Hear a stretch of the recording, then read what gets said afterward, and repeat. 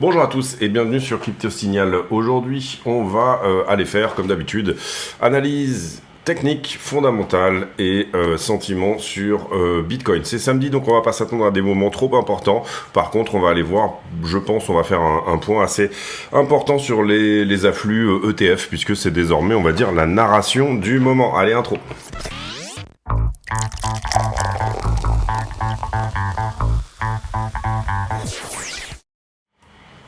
Alors, Bitcoin en haute time frame, on va dire daily, vous voyez qu'on revient revisiter le point origine qui était celui-ci là, donc le trétillet vert. Le suivant est autour des 52 000 dollars. Et puis voilà, pour l'instant on est en train de couvrir une partie de cette imbalance là, et quand on regarde, on va dire, le prix de manière un petit peu plus zoomée, c'est-à-dire la structure actuelle, on est pour l'instant en train de signaler plus ou moins un refus sur ce niveau daily. On va voir, ça peut très bien pousser plus haut, un petit peu comme ça l'a fait hier. On ira voir notamment la liquidité pour essayer de voir si finalement on est relativement shorté un peu tardivement. Enfin, un peu trop tôt plutôt, on est relativement shorté sur finalement le top local qui est celui-ci. On zoome sur le 4 heures. Pour le moment, vous voyez, on a un petit niveau 15 minutes ici qui est en train de tenir. On n'est pas très loin de la petite trend ici, celle-ci en 15 minutes. Donc ça peut être un point éventuellement pour rentrer pour effectivement une continuation longue. Si on voit que le funding est globalement dans les bonnes dispositions pour ça.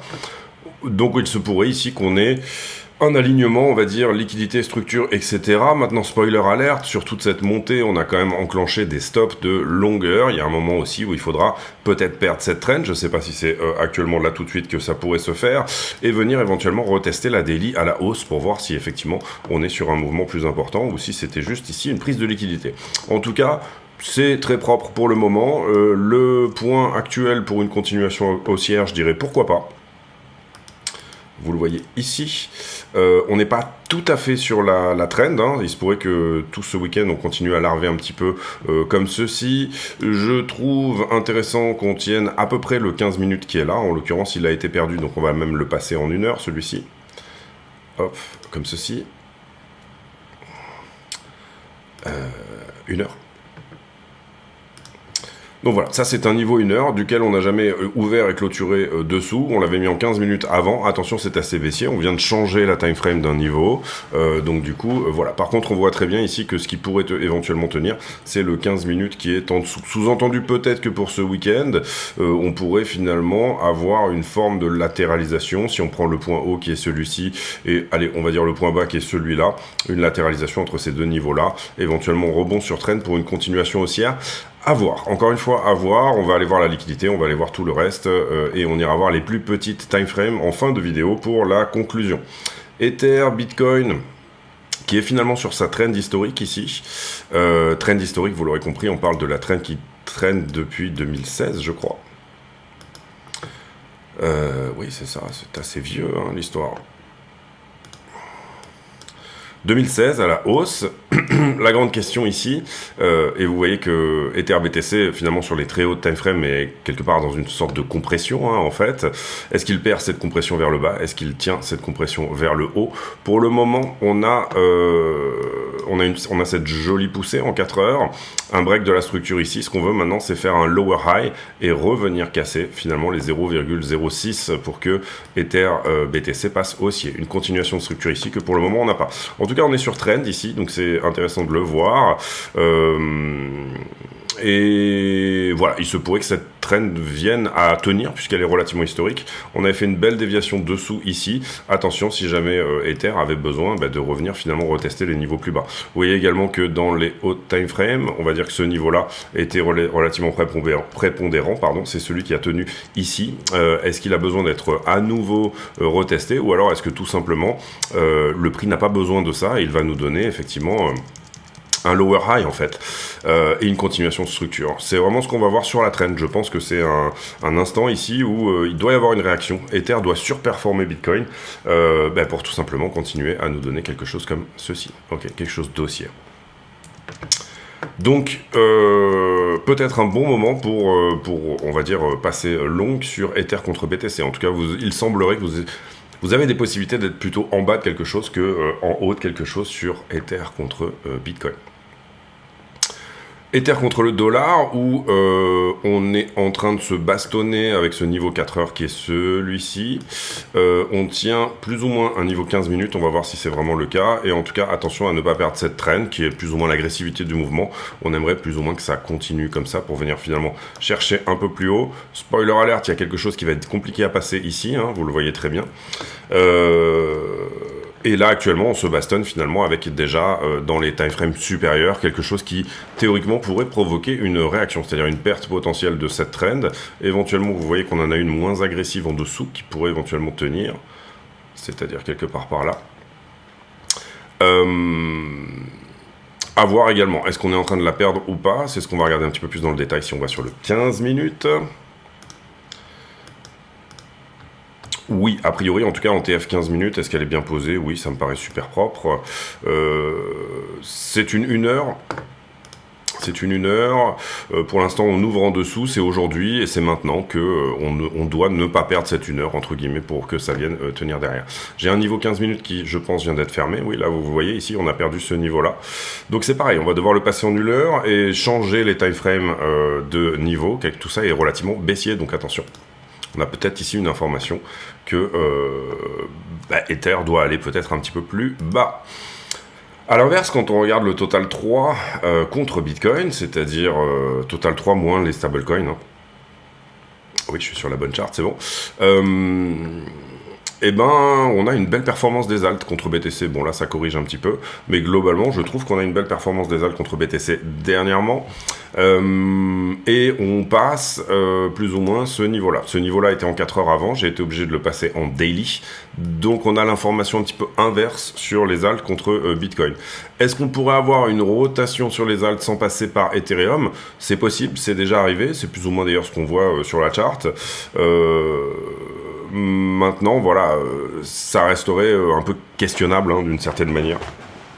Mais très belle structure des alts contre Bitcoin qui sont plutôt à la hausse en ce moment. On peut aussi s'attendre ici, vous voyez qu'on semble plutôt peut-être être en haut de quelque chose, et ben pour le coup un petit peu la même chose, c'est-à-dire un lower high, c'est-à-dire un week-end où BTC corrige peut-être un petit peu, on va voir si c'est le cas, on va regarder la liquidité hein, encore une fois pour faire la conclusion de cette vidéo et avoir finalement un scénario privilégié, mais en l'occurrence, voilà, rien de bien méchant si on vient faire ça, c'est juste une continuation, d'accord, un lower high, un higher low, pardon, un higher low qui vient derrière nous confirmer la continuation d'une structure. Vous comprenez qu'on a breaké ici, on a à nouveau breaké ici, donc on a eu là ici break de la structure, continuation de la structure. Désormais, on peut éventuellement s'attendre, sans que ça devienne scandaleux, à venir faire un creux plus haut que le précédent.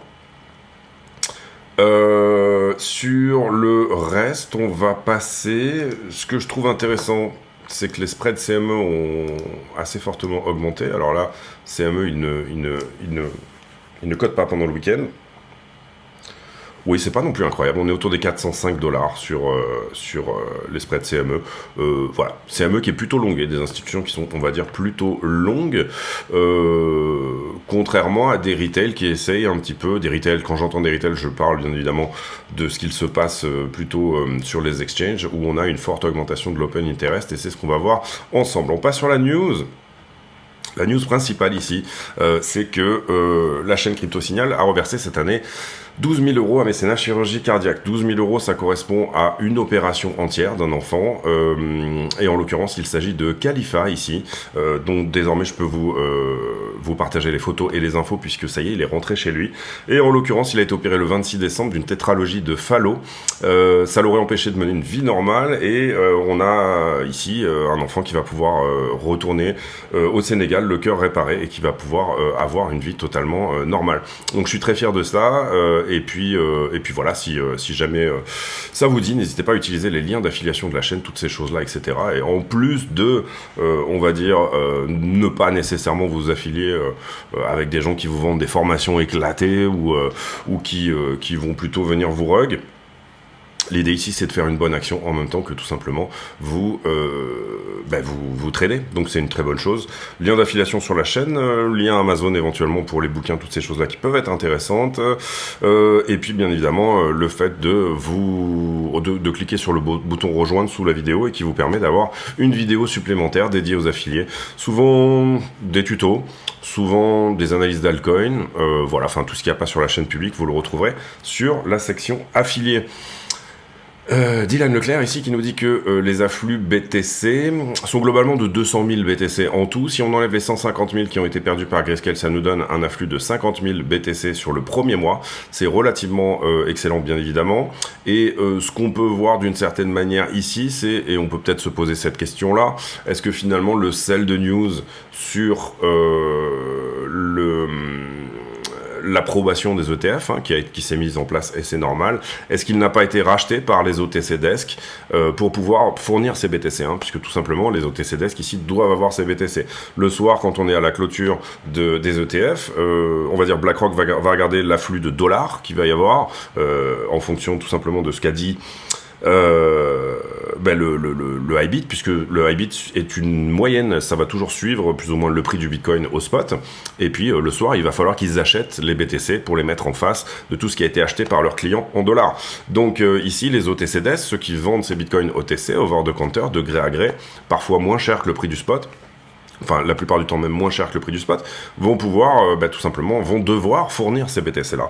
Et est-ce que on n'est pas sur des OTCDS qui finalement ont racheté un petit peu le dip, histoire de, puisque encore une fois, les afflux ETF sont très bons.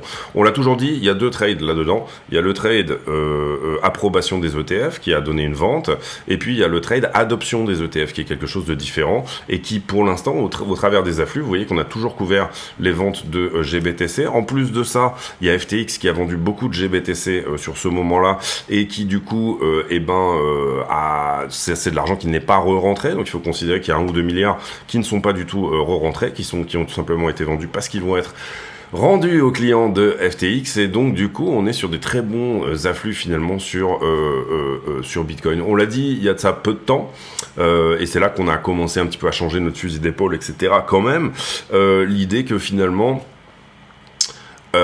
les afflux ETF sont très bons. On aura probablement un bon CPI, et ça c'est en train de se mettre dans les prix également pour le 12, donc mardi 12-13. On aura un bon CPI probablement, on nous parle de moins de 3%, descendre pas mal sur le CPI, et donc du coup tout ça est en train de se mettre dans les prix bien évidemment, et le marché qui commence à pricer un soft landing et aussi pricer un âge de la dette d'or, c'est-à-dire finalement, d'une certaine manière, on enclenche de la dette, mais ça n'a pas réellement, ça a plutôt on va dire une forme de vertu sur le marché action et sur l'économie. On a déjà beaucoup abordé tout ça sur la chaîne, notamment au travers des travaux de Russell Napier. Ici, Binance qui reste le leader incontesté, ça on en a déjà parlé hier également. Ici, un des meilleurs jours pour les ETF Bitcoin, et ça c'était hier. Ici, on passe là-dessus. Ça, intéressant, le premier projet en ZK Rollup sur Bitcoin. Donc, ça serait assez intéressant, effectivement, d'avoir un projet de ce style-là. Pour le moment, j'ai pas fait mes recherches sur Citrea, donc c'est pas parce qu'il est cité sur bitcoin.com que c'est un super projet. Il faut, bien évidemment, ici, aller chercher les recherches. Notamment, on nous parle d'un testnet et de tests qui sont faits ici sur un testnet. Attention à ne pas être, il y a eu des projets sur Bitcoin qui ont été des véritables arnaques, notamment Satoshi VM, je crois que ça s'appelait comme ça, qui a été poussé par des influenceurs, et puis finalement quand on s'est rendu compte qu'ils avaient rien réellement en termes de code en face, le projet a fortement dumpé, bien évidemment. Ici, on va passer sur Bloomberg, pas grand chose. Ici, beaucoup d'économistes qui ont des opinions différentes sur la Chine. Oui, vous avez des gens qui sont extrêmement bulles. D'ailleurs, c'est le nouvel an chinois aujourd'hui. Je crois que c'est l'année du dragon, cette année de Year of the Long. Année du dragon de feu, si je ne me trompe pas. Et qu'on est tout pile au nouvel an chinois. Donc, bon nouvel an chinois à tous. Ici, les stocks qui n'ont jamais accompli ceci depuis 1972. Et qu'est-ce que c'est ceci? C'est tout simplement 15 semaines de hausse. Donc effectivement, on est sur des gains générationnels en ce moment sur le S&P. Le CPI, ça sera mardi.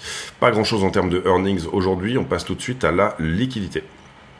Liquidité sur laquelle on a liquidé 134 millions, globalement 80, donc un peu plus de la moitié sur Bitcoin et Ethereum. On est dans la normalité. Vous voyez qu'on a liquidé principalement du short puisque toute la map est rouge.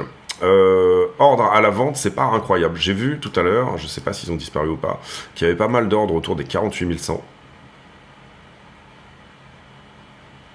Oui, vous avez 500 bitcoins à la vente autour des 48 100, donc ça risque de bloquer. Vous voyez que c'est quelqu'un qui s'est faxé un petit peu en se disant bon bah on va revenir tester ce top et du coup je vais venir vendre mes 500 bitcoins. Globalement sur la montée, on a traversé des ordres à 300 ici pour aller prendre de la liquidité au-dessus, donc rien de bien. Enfin, il va falloir du momentum, mais c'est pas nécessairement ici ce qu'on appellerait un mur de vente. Ici, je vous ai déjà fait les niveaux en ce qui concerne le funding. Globalement, ce qu'on peut voir, c'est une structure qui monte, un funding qui descend. Donc, on est chargé de short à chaque fois de plus en plus, je dirais, sur le top. Donc, de fortes probabilités de venir chercher ce top-là, puisque le marché ne s'arrête pas de shorter. Cela dit, attention, parce qu'on a beaucoup d'open interest ici. On a laissé gagner un peu trop les longues. Et ça enclenche beaucoup d'open interest. D'ailleurs, vous le voyez, et là c'est bien, on a fait une jolie correction sur l'open interest, mais à chaque fois, dans les corrections, c'est là qu'on ferme de l'open interest, d'accord? C'est quand on a effectivement ces corrections baissières. Donc du coup, il se pourrait que si le marché veut déleverager, malheureusement, il se pourrait qu'il vienne chercher des niveaux à sortir finalement tous les longueurs retardataires, voilà, peut-être sur la zone des 44, ce genre de choses. Donc attention à ça, ça peut être des très bons points d'entrée longues pour une continuation. On ira voir encore une fois en fin de vidéo qu'est-ce qui pourrait être intéressant à jouer. En tout cas, on a un top qui est shorté. Ici, on avait un peu de long qui était rentré, mais vous voyez que le niveau vient d'être nettoyé entre-temps, depuis que j'avais mis ce niveau ici en avant. Et d'une certaine manière, ici, j'ai une augmentation de l'open interest, le funding qui descend. Donc ce point-là a été shorté également. Donc on peut le rajouter depuis que j'avais fait les niveaux, on va le mettre en un pixel et on va sauvegarder ça. Donc ça c'est intéressant, cette structure finalement qui d'une certaine manière vient chercher ses shorts systématiquement. Vous pouvez le voir notamment ici, où on voit cette dynamique de hop, j'ai créé une petite bulle de short au-dessus, je viens la chercher. Est-ce qu'ils sont fatigués? Bon là c'est le week-end, donc déjà on peut estimer qu'ils sont moins nombreux. On avait parlé également de cette poche de liquidité qui pourrait être recherchée autour des 46,3, quelque chose comme ça. Et ici, un petit peu disparition des shorts, mais encore une fois c'est normal, c'est le week-end. Et cette dynamique, on la voit très bien ici au niveau des bulles de liquidité, qui à chaque fois on vient chercher cette petite poche de short qu'il y a au-dessus. Même chose sur Ether, peut-être un peu plus nombreux au niveau des shorts, puisqu'il a moins performé qu'Ethereum. Sur Ether, la poche de liquidité intéressante, elle est autour des 2404, et je parle ici de en dessous. Quand on regarde ici, là, 7 jours, c'est un peu la même chose. Comprenez bien ici que j'ai du monde au-dessus. J'ai beaucoup de monde au-dessous. Quand je regarde, parce que là, la question qu'on doit se poser, c'est est-ce qu'il y a beaucoup de traders de position en longue sur ces niveaux-là? Et où est-ce qu'est la liquidité fraîche? La liquidité fraîche, elle est plutôt ici pour moi, elle est plutôt au-dessus. Et sinon, elle est plutôt sur la zone des 44-45, enfin je trouve en tout cas, derrière jusqu'au 9 février, à peu près hier, voilà, il y a quand même un peu de monde sur cette montée. Maintenant, est-ce que le funding est dans des zones complètement incroyables? Non, le funding, il est plutôt à la diminution, il est plutôt au 0,006. Des niveaux normaux de funding, c'est plutôt 0,01. Donc même si je dézoome, on va dire en grande partie sur cette heatmap, par exemple, pour aller voir le 3 mois, je dois pouvoir me dire que ici, ils sont pas si nombreux que ça, finalement, sur la zone des 41. Ici, ils sont pas si nombreux que ça sur la zone des 36. Et en fait, ce qu'il faudrait, c'est une vraie news dégueulasse pour venir plomber le prix et aller chercher ces traders de position. Parce qu'il y en a encore, certes, mais beaucoup ont pris profit sur cette montée. Donc on est sur un sentiment dégradé où les gens ne croient pas trop finalement dans le pump actuel, et ça c'est plutôt encourageant, et on le voit d'ailleurs sur les shorts qui réapparaissent à chaque top, et ça c'est plutôt encourageant pour éventuellement, avec du long qui prend profit rapidement et du short qui se montre à chaque top, plutôt encourageant pour une continuation. Même chose sur Ether. Ether a plutôt quelque chose à venir prendre au 2345 si jamais il devait dip. Pour le moment, on n'a pas cette news dégueulasse qui vient plomber le prix. Donc le momentum, on va dire, reste plutôt à l'achat au spot, on va dire ça comme ça. Si ça venait à vendre au spot, eh bien tout simplement, là pour le coup, on pourrait imaginer que ce mouvement deviendrait finalement juste un mouvement de liquidité. C'est-à-dire je dégage ici au-dessus, je fais par exemple un petit range, et je viens à minima rechercher une partie des longues qui étaient un petit peu trop confiants dans cette zone. Une idée d'un deleveraging que je vous ai montré tout à l'heure, qui éventuellement venait, vous le voyez, à chaque fois qu'on descend ici, on vient corriger l'open interest qui est un peu en excès. Et donc une idée d'un deleveraging plus important pour finalement revenir dans des zones plus acceptables en termes de funding. Conclusion de cette vidéo, et on va la faire donc sur de la petite time frame, on va descendre ici sur le 15. Alors déjà, si on veut voir un petit peu, on va dire, la dimension baissière, je dirais, en grande partie de tout ça, ou en tout cas celui qui veut jouer quelque chose qui serait plutôt à la baisse, je vais essayer de trouver la bonne TF, voilà. Et bien à ce moment-là, on peut enlever ça, je pense même, on va se mettre en log, ouais c'est bon, on peut enlever ça.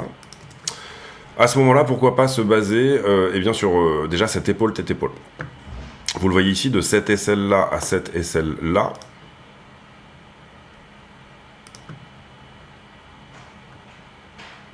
On va y arriver à le mettre. Allez, allez mon petit. Voilà.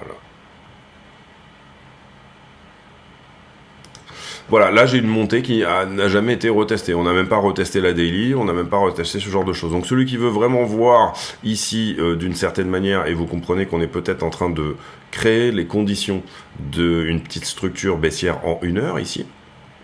Celui qui veut éventuellement voir ça, et ben en l'occurrence, il est ici sur des endroits très intéressants pour placer son short. Pourquoi ça? Parce que on a fait la continuation de structure, on a cassé ici, vous comprenez. D'abord on casse, ensuite on fait un higher low, ensuite on casse. Et là, en l'occurrence, vous le voyez ici, on est sur trend. Donc à minima, peut-être rentrer sur ces niveaux-là en short, 47,5, peut-être rentrer autour de la zone des 45,2 ici, mais globalement, celui qui joue ça, il joue tout simplement un retournement, hein, et il ne joue pas ce flag. Flag, continuation, d'accord, retournement, retournement, ok. Donc ça c'est peut-être quelque chose d'intéressant. On l'a vu également, possibilité ce week-end plutôt de rentrer dans une dimension de range, c'est souvent ce qu'on fait le week-end. Et également, encore une fois, pour celui qui veut jouer éventuellement un retracement baissier, je trouve que les niveaux sont cohérents. C'est la première fois depuis cette montée-là qu'on fait finalement une structure 1 heure qui devient baissière. Et là vous êtes plutôt en train d'essayer de rentrer là-dedans sur le... lower high. Donc du coup, vous avez un point d'entrée qui est relativement bon. On va descendre un peu dans les TF pour voir si vraiment il y a quelque chose sur le niveau actuel. Ou si jamais il y avait quelque chose, où est-ce qu'il pourrait éventuellement se positionner. Bon là, en l'occurrence, on voit que ça serait, je pense, plutôt sur cette zone-là. Voilà, l'endroit qui, en 5 minutes, vous donne éventuellement quelque chose d'intéressant. Je dirais qu'il est plutôt par ici. Et on a bien évidemment ici, peut-être plutôt sur 1 minute même, déjà un niveau qui pourrait rejeter.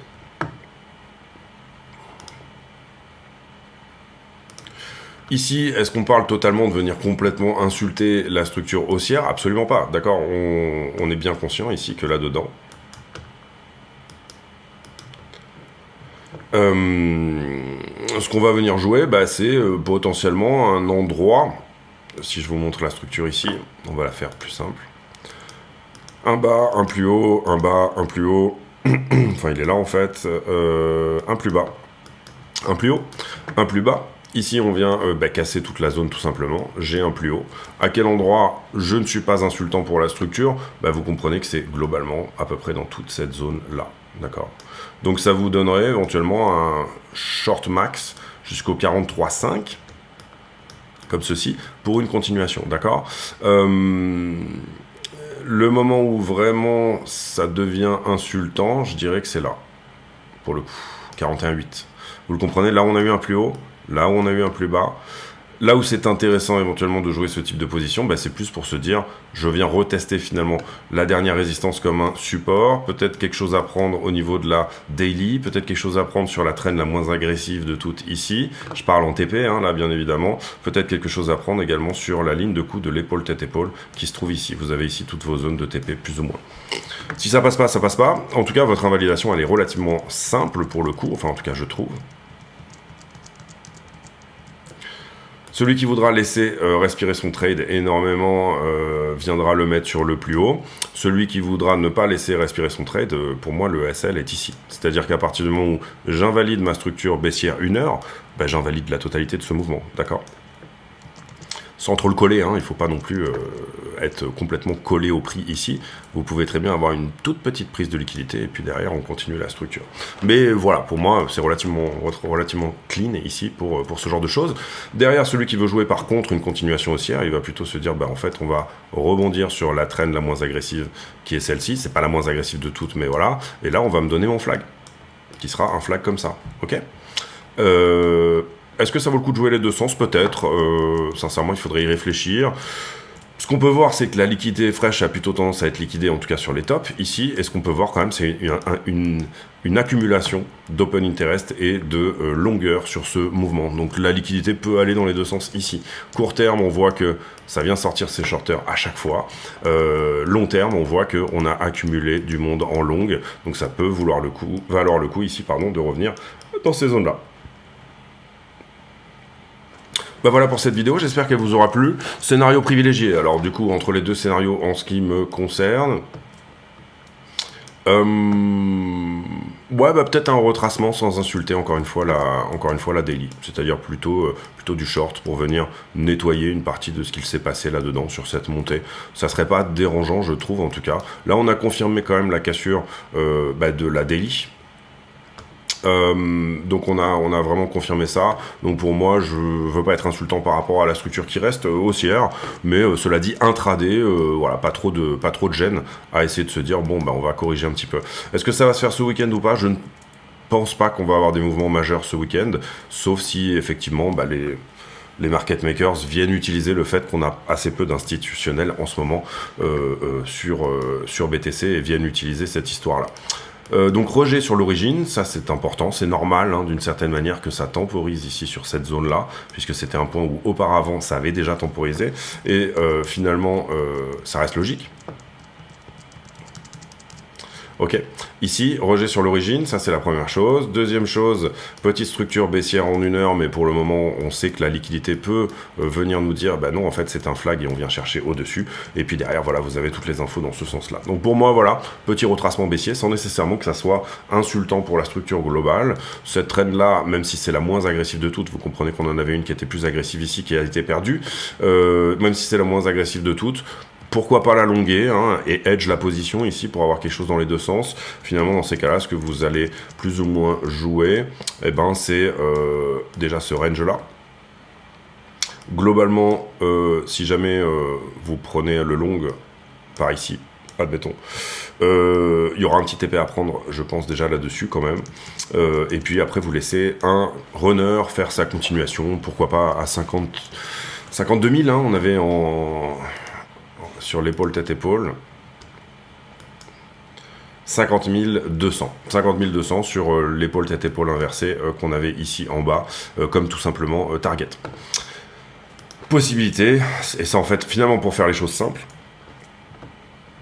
possibilité de revenir retest l'épaule tête-épaule et de venir faire un tour dans cette zone-là, ici, à ce stade, sans que ça soit totalement insultant pour la structure qui, de toute façon, est haussière. Donc, d'une certaine manière, ici, jouer ce move n'est pas déconnant, tout comme jouer un flag, pourquoi pas, et une continuation n'est pas déconnant non plus. Il y aura forcément une des deux positions qui ne fonctionnera pas, mais de par son runner, l'autre position viendra très largement payer la première. Je vous laisse là-dessus, j'espère que cette vidéo vous a plu. Si c'est le cas, n'hésitez pas à le dire. On se retrouve demain pour une nouvelle vidéo. J'ai pour habitude en fin de vidéo de poser une question à la con, c'est-à-dire une question qui n'a rien à voir avec le prix du Bitcoin, mais qui nous permet de converser de choses et d'autres.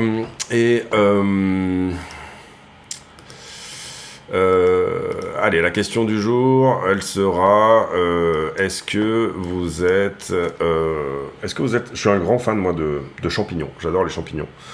Est-ce que c'est aussi votre cas? Est-ce que vous aimez les champignons? Ou alors, pas du tout.